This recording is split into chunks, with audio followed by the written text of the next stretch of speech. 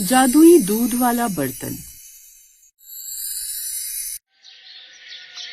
आज भी कोई ढंग की मजदूरी नहीं मिली। पता नहीं वो दिन कब आएगा जब मैं अच्छे से काम करके अपने घर वालों का पालन पोषण कर सकूंगा। इस तरह किशन उदास होकर अपने घर की तरफ जाने लगता है, पर तभी उसकी नजर एक पेड़ के नीचे बैठी दर्द में कराहती जोर जोर से चीख रही गाय पर जाती है। उस गाय को देखकर किशन रुक जाता है और तभी वो खुद से कहता है, किशन, ये गाय दर्द में है, तुझे इसकी मदद करनी चाहिए। वैसे भी इंसान हो या जानवर, दर्द तो हर किसी को होता है। इतना बोलकर किशन अब उस गाय के पास जाता है, जहां वो देखता है कि गाय के पैरों में चोट लगी हुई है। किशन अब अपनी नजर चारों तरफ दौड़ाता है, जहां उसे नीम का पेड़ नजर आता है। अब जल्दी से किशन नीम के पेड़ से कुछ पत्ते तोड़कर उसे पीसकर गाय की चोट पर लगाकर, मेरी प्यारी गाय, मैंने नीम के पत्ते का लेप तुम्हारे पैरों पर लगा दिया। अब तुम जल्दी ठीक हो जाओगी। अच्छा, मैं चलता हूँ, शाम ज्यादा हो रही है, मेरी बेटी मेरा इंतजार कर रही होगी। इतना बोलकर किशन अब जाने लगता है कि तभी एक बार फिर गाय जोर जोर से आवाज लगाने लगती है। ये देख अब किशन उस गाय को अपने साथ अपने घर ले जाता है। तभी उसकी बेटी रिया खिलखिलाती हुई अपने घर से बाहर आती है और कहती है,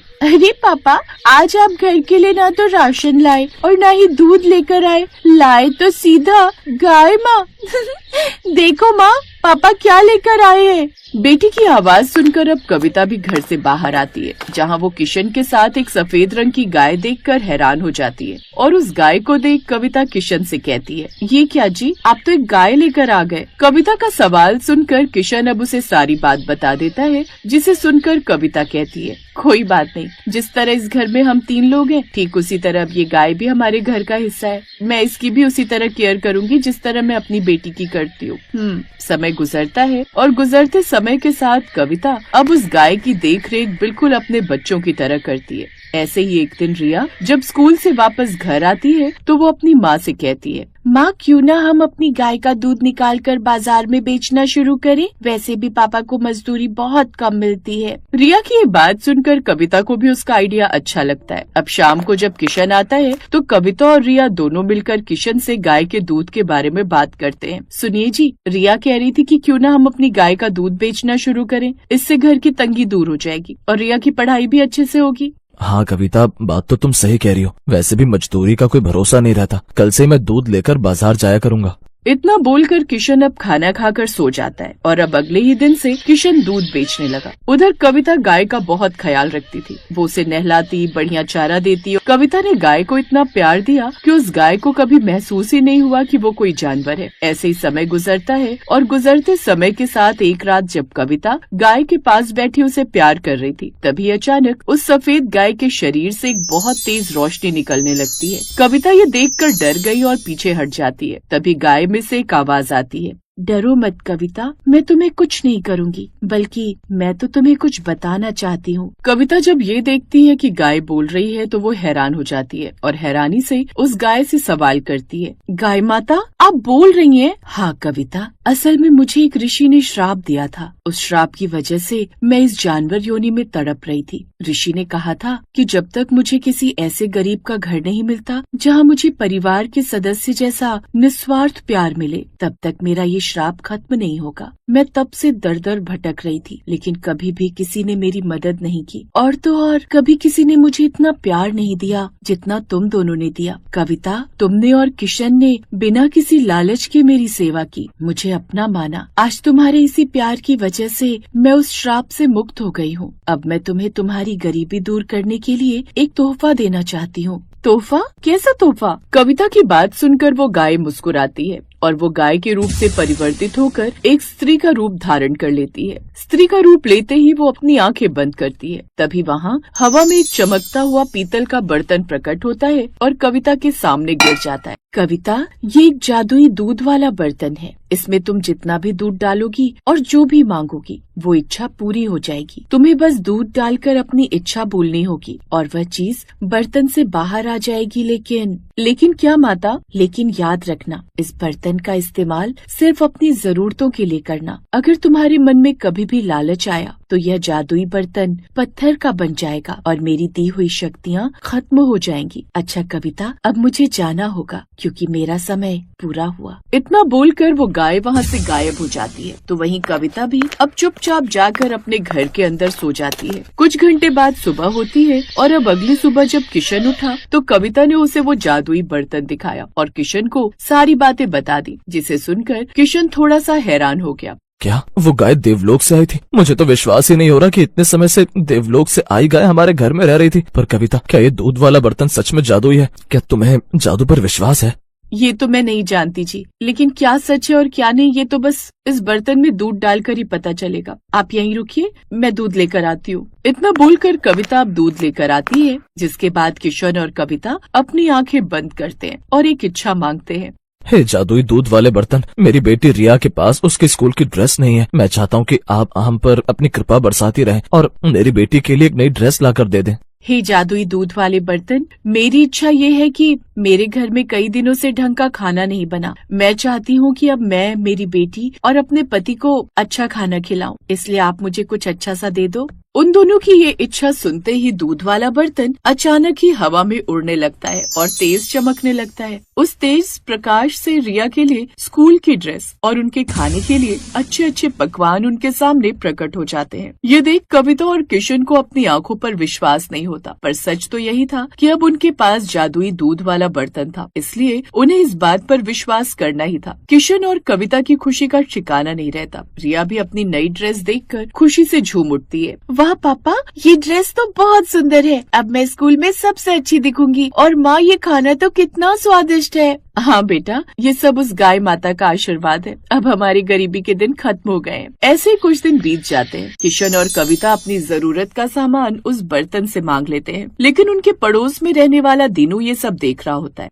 ये किशन के पास इतना पैसा आ कहाँ से रहा है? न काम पर जाता है, न मजदूरी करता है, फिर भी हर रोज इसके घर पर पकवान बनते हैं। कुछ तो गड़बड़ है। तभी दीनू देखता है कि कविता रसोई में जादुई बर्तन के सामने खड़ी है। हे जादुई बर्तन, आज हमारे पड़ोस वाले काका बहुत बीमार हैं। उनके इलाज के लिए मुझे थोड़े पैसे दे दो। बर्तन से रोशनी निकलती है और कुछ पैसे बाहर आ जाते हैं। ये देखकर दीनू की आंखें फटी की फटी रह जाती हैं और उसके मन में लालच आ जाता है। ओ, तो ये सारा चक्कर इस बर्तन का है। अगर ये बर्तन मेरे हाथ लग जाए तो मैं तो रातों रात शहर का सबसे बड़ा अमीर आदमी बन जाऊंगा। रात के 2 बजते हैं जब सब सो रहे होते हैं। दीनू चुपके से घर में घुसता है और जादुई बर्तन लेकर अपने घर भाग जाता है। अब आएगा मजा। अब मैं इस बर्तन से हीरे और मोती मांगूंगा, फिर मुझे इस छोटे से गांव में रहने की जरूरत नहीं। ए जादुई बर्तन, मुझे अभी के अभी सोने के सिक्कों से भरी 10 बोरियां दे दे, जल्दी कर। लेकिन बर्तन से कुछ नहीं निकलता। दीनू चिढ़ जाता है और चिल्लाने लगता है। अरे निकाल जल्दी सोना, क्या हो गया तुझे? मुझे बहुत सारा पैसा चाहिए, सोना चांदी चाहिए।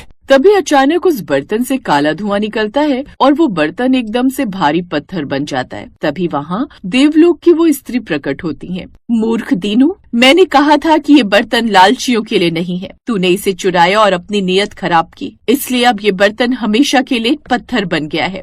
नहीं माता, मुझे माफ कर दीजिए, मुझसे बहुत बड़ी गलती हो गई।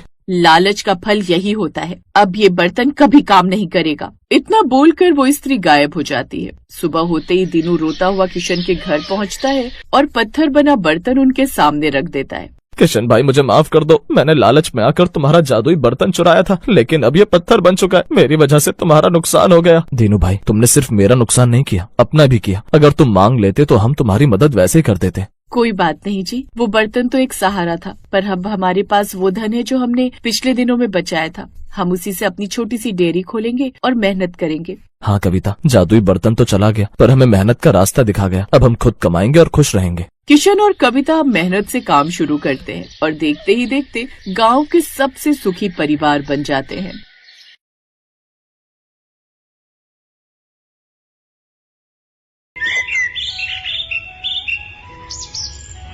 शमशेर एक बेहतरीन बावर्ची था। वो अपना काम बहुत मेहनत से करता था, लेकिन फिर भी वो अपने परिवार के सभी सदस्यों का पेट नहीं भर पा रहा था। ऐसा इसलिए था क्योंकि शमशेर का परिवार बहुत बड़ा था। परिवार में उसके बूढ़े माँ बाप, पत्नी कम्मो और 3 बच्चे थे। इसके अलावा शमशेर का बड़ा भाई सतवीर और उसके बीवी बच्चे भी साथ ही रहते थे। घर में कमाने वाला अकेला शमशेर ही था, क्योंकि शमशेर के पिता अपनी बीमारी के चलते बिस्तर पर थे और बड़ा भाई सतवीर 1 नंबर का निकम्मा था। भैया उठो, चलो मेरे साथ। सुना है नुक्कड़ वाले ढाबे में रसोइये की जगह खाली है। ढाबे के मालिक से मेरी अच्छी बनती है, मैं वहां आपकी बात करवा देता हूँ। आपको वहां जरूर काम मिल जाएगा। मैं तुझे रसोइया दिखाई देता हूँ क्या है? और वो भी उस खड़ूस रामलाल के ढाबे पर। तुझे पता है ना मेरा 36 का आंकड़ा है उससे। ओफो भैया, ऐसा सोचोगे तो फिर मिल गई आपको नौकरी। हाँ तो नौकरी करनी किससे है?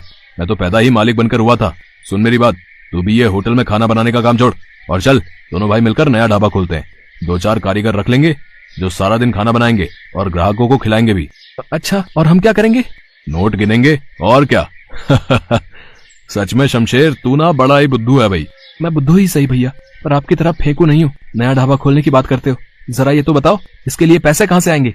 और कारीगर, वो क्या मुफ्त में काम करेंगे हमारे लिए?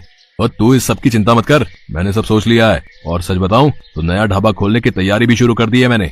है क्या? क्या मतलब? मुझे सब साफ साफ बताइए, जल्दी बताइए। अरे वो अपने गांव की जो पुश्तैनी जमीन थी ना, मैंने उसका सौदा पक्का कर दिया है। अगले हफ्ते तक पूरे पैसे मिल जाएंगे। उसके बाद कागजी कार्रवाई, बस फिर समझ ले कि खुल गया अपना ढाबा। हाय रब्बा, ये क्या कर दिया भैया? ले दे के एक वही जमीन तो थी अपने पास और आपने उसे भी बेच दिया। कम से कम एक बार मुझसे तो पूछ लेते। ओए तू चुप कर, ये मत भूल कि बड़ा भाई हूं मैं। पुश्तैनी जमीन का क्या करना है और क्या नहीं, ये मैं तय करूंगा, तू नहीं, समझा? और हाँ, एक बात और सुन ले, नए ढाबे में हिस्सेदारी चाहिए तो चुपचाप मेरी मदद करने आ जाइयो, वरना एक फूटी कौड़ी नहीं मिलेगी तुझे, याद रख। सतवीर ने शमशेर के सामने कोई रास्ता नहीं छोड़ा। मजबूर होकर उसे सतवीर की बात माननी ही पड़ी और कुछ ही दिनों के अंदर दोनों भाइयों ने मिलकर नया ढाबा खोल लिया। हालांकि जमीन बेचकर सिर्फ ढाबा ही शुरू हो पाया। कारीगरों को नौकरी पर रखने लायक पैसे अब भी नहीं थे। भैया कोई बात नहीं, हम मिलकर खाना बनाएंगे, आप देखना अपना ढाबा बहुत अच्छा चलेगा। लेकिन दोनों अगर खाना बनाने में ही लग जाएंगे तो गल्ला कौन संभालेगा? तू अंदर का काम संभाल और मैं गल्ला संभालता हूँ। और ऐसा कर, कम्मो को भी बुला ले घर से, तेरी मदद कर देगी। शमशेर ने सतवीर को कुछ नहीं कहा और चुपचाप खाना बनाने लगा। उसकी पत्नी कम्मो और उसके बच्चे भी उसकी मदद करने लगे। जैसा कि शमशेर ने कहा था, उसने बड़े ही प्यार से खाना बनाया और अपने ग्राहकों को परोसा। खाने का स्वाद और शमशेर का अच्छा बर्ताव लोगों को बहुत पसंद आ रहा था। भाई वाह, मान गए भैया, मान गए। खाना तो वाकई बहुत बढ़िया है, कहीं कोई कमी नहीं है और बहुत ही बढ़िया। अब से जब भी यहाँ से गुजरेंगे खाना आपके हाथों का ही खाएंगे। Bye God. जी, आपका हमेशा स्वागत है। बहुत ही कम समय में ढाबा बढ़िया चलने लगा। हालांकि इसके पीछे सिर्फ शमशेर की ही मेहनत थी। उसका बड़ा भाई सतवीर तो सारा दिन गल्ले पर बैठा सुस्ताता रहता था। शमशेर को ये सब खलता जरूर था, लेकिन उसने लड़ाई के डर से कभी कुछ नहीं कहा। फिर एक दिन, ए शमशेर, चल भाई काम समेट ले, अब ढाबा बंद करते हैं। नहीं भैया, अभी ज्यादा अंधेरा नहीं हुआ है। शहर से आखिरी बस आने ही वाली होगी। वो बस सीधे दिल्ली से आती है, तो उसमें कई सवारियां होंगी, तो उन्हें खिलाकर ही चलेंगे। क्या बकवास कर रहा है? मुझे तो बहुत नींद आ रही है। तो ऐसा कर, मुझे घर के लिए खाना बांध कर दे, मैं तो जा रहा हूँ, तू आते रहना जब आना हो। शमशेर ऐसा ही करता है। सतवीर खाना लेकर घर चला जाता है। फिर थोड़ी देर में दिल्ली से आने वाली वो आखिरी बस ढाबे पर आकर रुकती है, जिसका असल में शमशेर इंतजार कर रहा था। बस से उतरकर काफी ग्राहक ढाबे पर खाना खाते हैं और फिर वापस बस में चढ़ जाते हैं। उनके जाते ही शमशेर ढाबा बंद करने लगता है। तभी एक बाबा अपने 2 चेलों के साथ शमशेर के पास आते हैं और उससे कहते हैं, बेटा कुछ खिला दे हम भूखों को, भगवान तुझे इसका इनाम जरूर देगा। बाबा को देखकर साफ पता चल रहा था कि उनके पास खाने के बदले देने के लिए पैसे नहीं हैं। लेकिन फिर भी शमशेर ने उन्हें खाना खिलाने का फैसला किया। उसने जैसे ही खाना परोसने के लिए बर्तन खोला तो देखा कि खाना तो बहुत कम ही बचा था। अरे ये तो बस कम्मो और बच्चों के लायक ही है, लेकिन बाबा इन्हें भी तो भूखा नहीं छोड़ सकता। काफी सोचने और समझने के बाद आखिरकार शमशेर तय कर लेता है कि वो बूढ़े बाबा और उनके दोनों चेलों का पेट भरेगा, अपने परिवार का नहीं। वो खाना परोसकर उन बूढ़े बाबा को दे देता है। तभी कम्मो वहां आ जाती है और खाने के बर्तन को पूरा खाली देखकर शमशेर से कहती है, ये क्या किया आपने? थोड़ा सा भी खाना नहीं बचाया। आप और मैं तो रह लेंगे बिना खाए, पर बच्चे वो कैसे रहेंगे भूखे? अब कोई बात नहीं कम्मो, भैया ढाबे से खाना लेकर गए थे, कुछ तो बचा होगा, घर जाकर वही खिला देना बच्चों को। कैसी बातें करते हो जी, घर पर इतने लोग हैं खाने वाले, तो क्या आपको लगता है खाना बचा होगा? अब क्या करेंगे जी, बच्चे शाम से भूखे हैं, उन्हें क्या कहूँ मैं? कम्मो की बात सुनकर शमशेर को एहसास हुआ कि उससे वाकई गलती हो गई। उसे सारा खाना इस तरह खत्म नहीं करना चाहिए था, पर अब वो कुछ नहीं कर सकता था। फिर से कुछ पकाने के लिए राशन नहीं था और रात भी हो चुकी थी, इसलिए बाजार से राशन लाना भी मुमकिन नहीं था। अपने बच्चों के भूखे चेहरों के बारे में सोचकर शमशेर की आंखों में आंसू आ गए। पास ही बैठे बूढ़े बाबा शमशेर का दिया हुआ खाना खाते हुए सब कुछ सुन और देख रहे थे। खाना खत्म करने के बाद वो शमशेर के पास गए और उससे बोले, जुग जुग जियो बेटा, उदास मत हो, तुम्हें अपनी नेकी का इनाम जरूर मिलेगा। इतना कहकर बाबा ने शमशेर के खाना पकाने वाले बर्तन पर अपना हाथ रखा और कुछ मंत्र पढ़ने लगे। फिर उन्होंने शमशेर से उस बर्तन पर हाथ रखने को कहा। शमशेर को कुछ समझ नहीं आ रहा था, लेकिन फिर भी उसने बर्तन पर हाथ रख दिया। इसके बाद, जब तुमने इतनों का पेट भरा है तो तुम्हारे बच्चे भूखे कैसे रह सकते हैं? इस बर्तन को खोलो। बाबा के कहने पर शमशेर ने जैसे ही बर्तन के ऊपर का ढक्कन हटाया तो उसे अपनी आंखों पर विश्वास नहीं हुआ। बर्तन खाने से पूरी तरह भरा हुआ था। बाबा, ये कैसा चमत्कार है? नहीं, ये चमत्कार नहीं, बल्कि आशीर्वाद है तुम्हारे लिए। अब से ये बर्तन हमेशा तुम्हारा कहा मानेगा।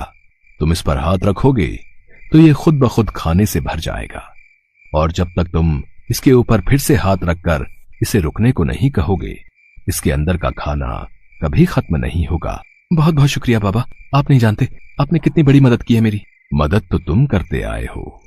मैंने देखा तुमने उस बस से उतरे मेरे जैसे कई लोगों को मुफ्त में खाना खिलाया, जिनके पास तुम्हें देने के लिए पैसे नहीं थे, बावजूद इसके कि खुद तुम्हारा परिवार भूखा था।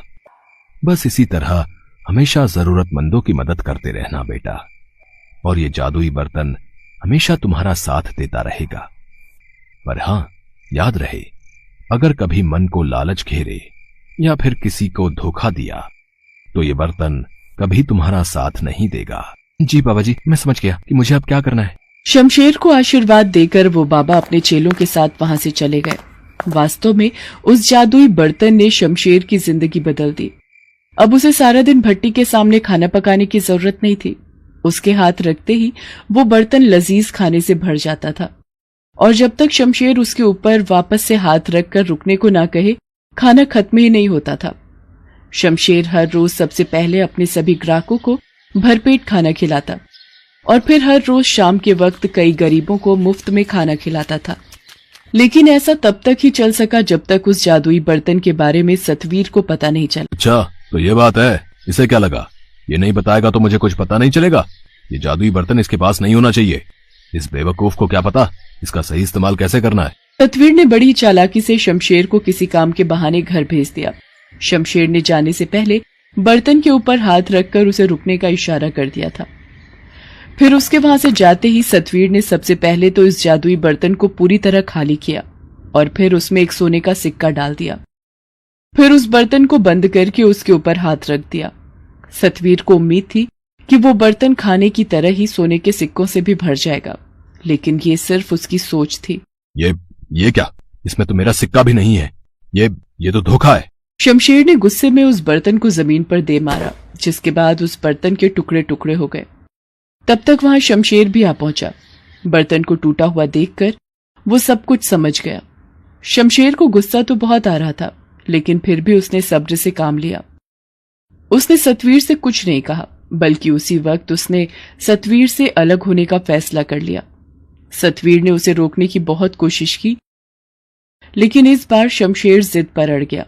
वो अपने बीवी बच्चों और माता पिता को लेकर सतवीर से अलग रहने लगा, और तब जाकर सतवीर को एहसास हुआ शमशेर की अहमियत का भी और मेहनती होने की जरूरत का भी।